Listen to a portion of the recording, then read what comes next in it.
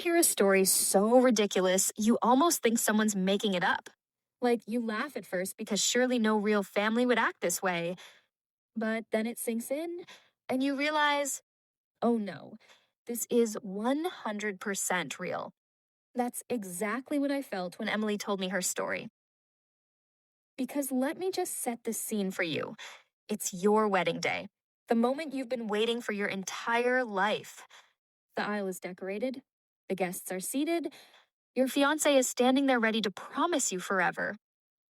And your father, the man who's supposed to walk you down the aisle, the one moment a little girl dreams of, tells you he won't be there. Why? Because your sister is hosting a barbecue. Yeah, a barbecue. Hot dogs, lawn chairs, potato salad. Over your vows. Now I know some of you are shaking your heads going, no way, nobody's that cold.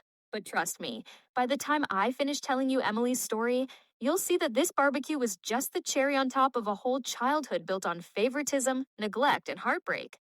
And honestly, you might even see why Emily eventually made the choice she did. So, let's rewind. Emily grew up in a house where favoritism wasn't subtle. It wasn't whispered. It wasn't even denied. It was obvious, clear as day. Her sister, Vanessa, she was the golden child, the miracle baby, the one her parents adored, bragged about, spoiled. Emily, she was the bonus kid, the afterthought, the one who came along not because she was planned or wanted, but because, well, life happened. Her mom even told her once, straight to her face, "You weren't in the plans, Emily, but God has his ways." And Emily, she never forgot that line. Imagine hearing that as a child. Instead of being told you're special, you're reminded you're basically a scheduling mistake. No, don't get me wrong. Emily wasn't unloved completely, but the difference in how her parents treated her versus Vanessa, it was night and day. Her dad would beam with pride when Vanessa brought home a scribbled crayon drawing. He'd tape it to the fridge and call her his songbird. Meanwhile, Emily's careful, neat artwork, tossed on the counter, half the time never even looked at. And the worst part? Emily kept trying. She tried so hard to earn their attention. When Vanessa was messy, Emily kept her room spotless. When Vanessa threw tantrums, Emily stayed quiet. When Vanessa failed a math test, Emily studied until her eyes burned just to bring home an A. But it didn't matter. No matter what she did, Vanessa's shadow swallowed her whole. Let me give you a few snapshots. Christmas, age 4. Vanessa gets a shiny new tricycle with a bow. Emily unwraps a used picture book. Inside, another kid's name still scribbled in marker. Her parents laugh it off, telling her, "Books are treasures, Emily. You should be grateful." Age 9, Vanessa is going to Disney World for the second time. Emily begs to go too, but her parents say she's too little. She's only 2 years younger, but apparently that's enough to keep her behind. She waves goodbye from the porch, watching her family drive off without her. 13th birthday. Emily plans a little party. Balloons, cake, friends from school. She's so excited. Finally, something just for her. Halfway through, Vanessa storms in with her teenage crew. They hijack the music, make fun of Emily's decorations, and turn her birthday into their hangout. Emily stands there holding a slice of cake, humiliated. Her mom laughs. Her dad shrugs. "You have to share, Emily. Don't be so dramatic." And listen, I know kids can be mean. I know siblings fight. But this wasn't just sibling rivalry. This was a pattern. Every time Emily reached for love, Vanessa was pushed in front of her. And the crazy part? Emily still loved her family. She still wanted their approval. But that longing, that ache, followed her everywhere. By the time Emily hit her teenage years, things got heavier. Vanessa was still the star. She got new clothes, makeup, trips. Emily, she got leftovers, hand-me-downs, excuses. When Emily made honor roll, her parents barely looked up from their phones. When Vanessa passed her driving test on the 3rd try, they threw her a party. And you can probably guess where this is going. The neglect turned into something CPS eventually noticed. See, Vanessa got the attention. Emily got the silence.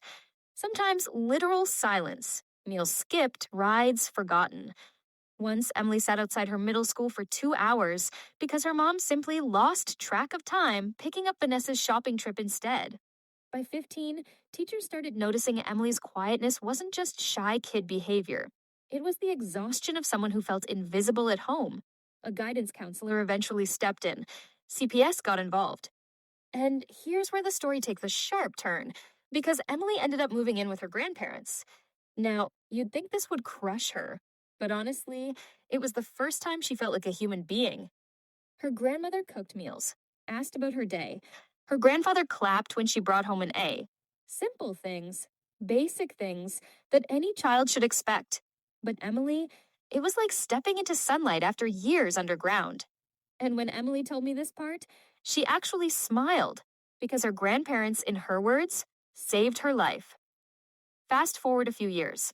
Emily grows up, gets through high school, and makes it to college. She works part-time jobs.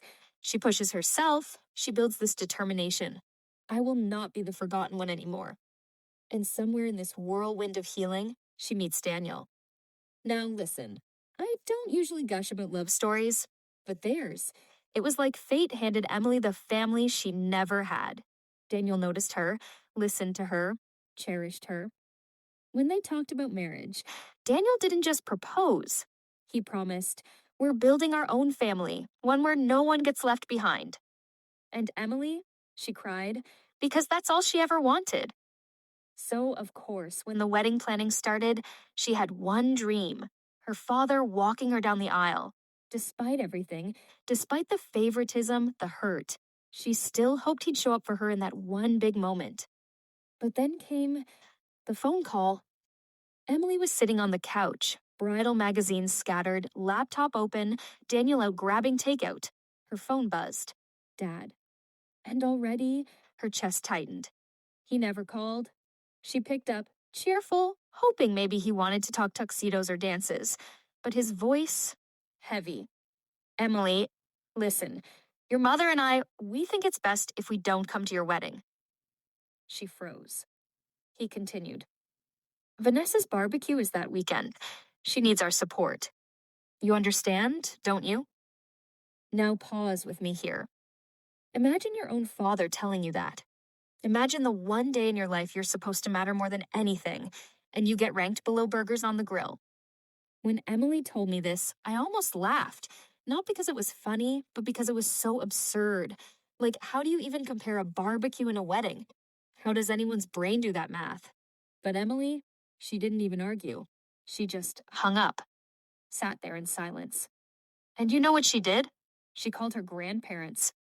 The day of the wedding came. Vanessa, she was posting pictures of her barbecue online. Big smiles, plastic cups, captions about family first. But Emily, she walked down the aisle with her grandfather by her side. And she told me it was perfect.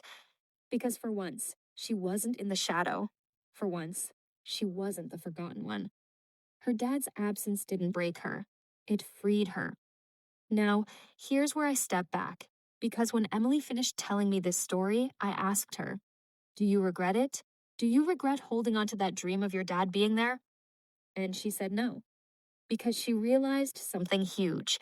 Sometimes the people you're born into aren't your real family. Sometimes family is the ones who actually show up.